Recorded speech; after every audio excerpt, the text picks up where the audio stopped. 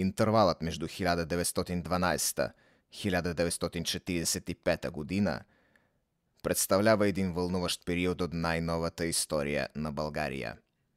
Тези 32 години се оказват наситени със създаването и разпадането на военни съюзи, кръвопролитни войни, придобиването и загубата на етнически свързани територии, подеми и падения на управляващи монарси и правителства.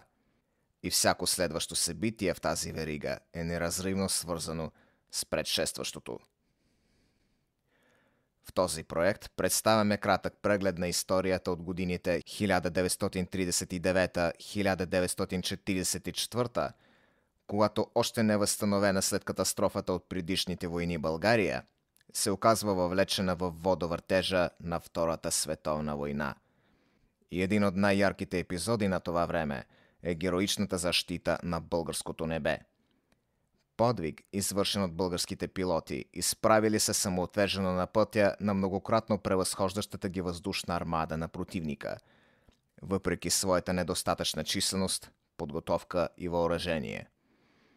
В тази книга ние представяме поредица от безпристрастни факти, като исторически статии, обзорно-исторически карти, многочислени статистически данни, за пръв път във формата на нагледни инфографики.